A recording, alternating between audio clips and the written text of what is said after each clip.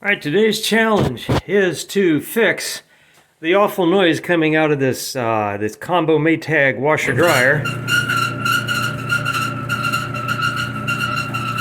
And I can tell you from experience, that's almost certainly going to be the rollers that hold up the drum, which obviously the drum's in there, the rollers are behind here. So we've got to get to that, and the best way to do it is through the front. So to start out with, we're going to remove these two screws and drop this panel. Okay, and the first thing you're going to do before you start taking things apart is reach down and unplug the unit, because you'll leave this unplugged for the duration until you're ready to test it, because it's a lot less exciting to do it that way. Okay, with this down and out of the way, we next will remove the front cover, which is held on with two screws up here in the corners. Just a 1/4 inch bolt hold this top section, this front section on. There we go. Alright, so once those are off, the whole panel should just fold down. Check for connectors, because in this case there are two connectors to the door switch there, and from there you should be able to just pop it off those two little clips and set it around to the side. You should have enough room to do it. You might want to support it rather than let it hang from its wires, though. I think I'll pull this one too. Okay, first I'm going to take off this section here. Alright, now the common wisdom is you have to pull the whole drum out to do this repair, and I'm lazy, so I'm going to try not to do that. I believe that if I can just get this fan motor here, this whole fan shroud out of the way, I'll have direct access and good access to that roller. And there are 4 bolts. They're actually on the back side, inside the drum, that correspond with these two and these two down here, which I've already removed because this had to be moved. So I'm going to take those 4 off, and I think I'll be able to just pull the whole fan assembly, the fan shroud, out of the way and get access.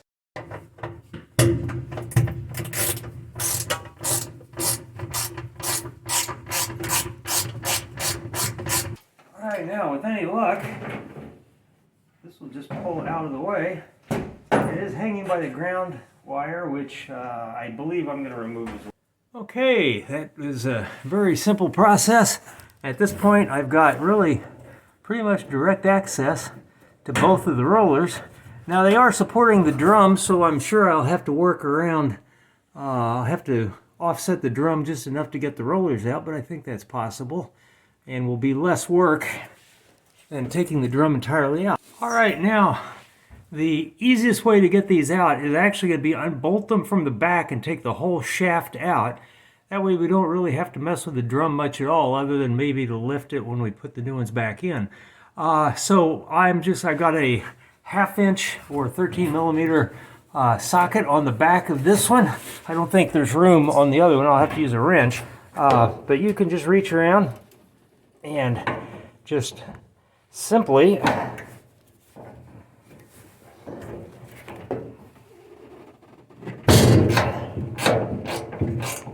remove that bolt. Maybe a little hard to get started, folks.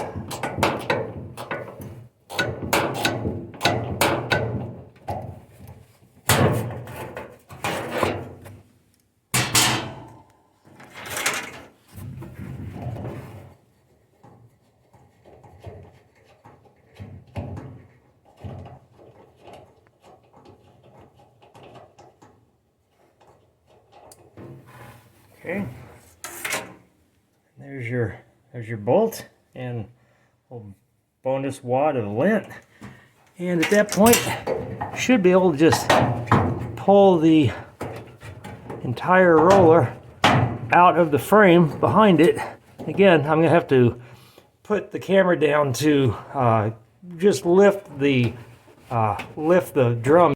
Alright, the easy way to do that was to, actually I just jammed a screwdriver handle in between the blower and the drum, which lifted it and moved it out of the way enough to easily rotate it out.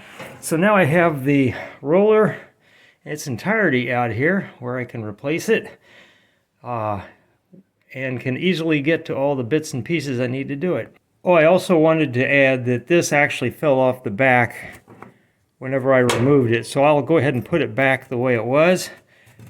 And now I will start working on getting the other one out. We shall need, again, a 13 millimeter or half-inch wrench to reach around behind it. The clearance to that back bulkhead is just too short to use a ratchet, I'm afraid. All right, here's my new kit. I've decided I'm gonna take one out, put it back in, just to minimize the amount of lifting I have to do on the drum. And so here's the new kit. It comes complete with the little circlip, the funky washer that goes on the back, the nut that is on the back of the bushing here that the actual roller rides on, and of course this fiber washer that goes on the front behind this. So let me assemble it just like this one, and I'm going to add a little grease before I do. Okay, the first step is to put the new circlip on the shaft. I just used a pair of pointy needle nose. You can force it over the screwdriver, even just finger pressure. It's fiddly, but it's doable. And the next step, put the fiber washer, which will be on the front, although it's now in the back. And now I'm going to apply some grease to this shaft, because there isn't a bearing involved in this. This is just a bushing riding on a polished shaft. So a little grease will go a long, long way in keeping this thing quiet for a lot of years. All right, so now I got the grease on the shaft.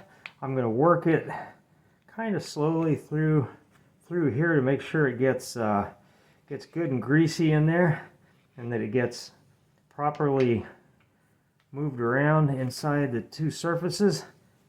And then we'll put on the little lock washer that goes on behind it, and I will do the nut after I get it installed, just as I took it out. Okay, now I'm just going to try to reach around and get this thing lined up and put it in just the way it came out. Which is going to take the right angle, and I'm sure you won't be able to see any of it on the film, but you get the idea.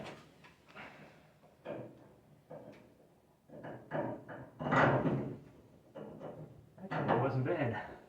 Okay, now you're not going to be able to see this, but I'm going to reach in with one hand and push the shaft toward the back, and then reach around behind it and start the nut and run it down finger tight, after which I'll use my ratchet to fully tighten it.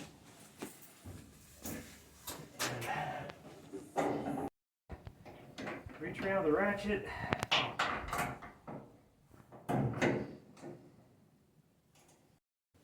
Okay, there's one of two. Now let's go over and get this one. Alright, this one's actually a little easier to get to, but you just can't use a wrench on it. I can't use a ratchet on it, so it should only take a couple minor turns to get it loose enough to come off by fingers the rest of the way, so you really won't lose much time.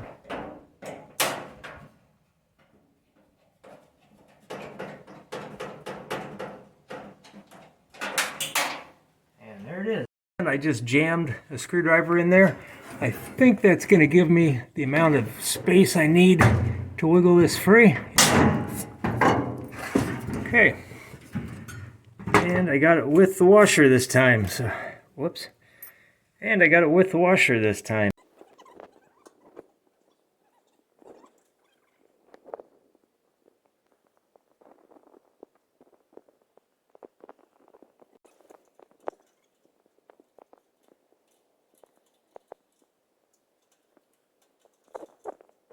Ready? Yep. Okay, I'm going to move this back out of the way and put the blower shroud back in. Make sure you get it centered in the little felt tube it lives in, and kind of watch where these screws line up. Once you get it all lined up, it should drop right into place. Just kind of make sure, feel around back there, make sure it's not pinched. And at that point, you should be able to just hold it in place and start your 1/4" screws on the back side and drive them home with your ratchet. This ground while we're at it, now that I got the first bolt started on the back.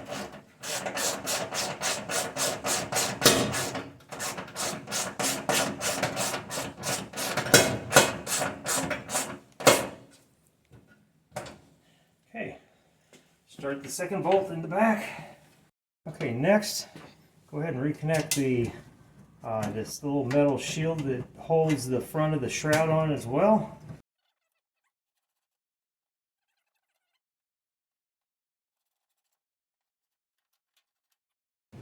Alright, now we're going to put the front panel back on. So carefully bring it around, and you've got to make your electrical connections before you start putting in screws. And remember, this one went onto this little spade lug here. So get it lined up, connect that, and then this one goes up here. Polarity really doesn't matter, it's just a switch. Alright, and if you need to put a little bend back in these clips, so whenever you push these little spring clips in, it holds in firmly and gives you this little edge to work with, and that's going to help align the bottom of the panel whenever I lift it into place. So we've got it all hooked up, and so it's just time to get these wires routed so that they route these wires through this little holder here to keep it out of the way. Make sure it's behind, it runs behind the shroud here. As you push it up, you want to probably feed it around into there. And now it's just a matter of sliding this whole thing up and getting it hung on its top 2 screws.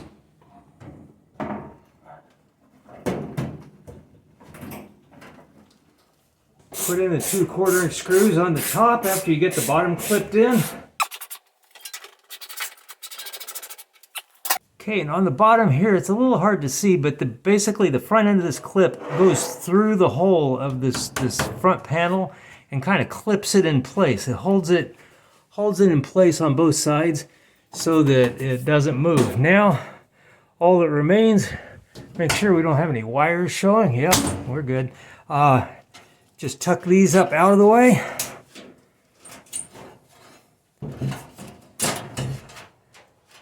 And then we'll put the bottom panel back in. All right, get the bottom clips lined up. Put the panel into place. Locate your hole.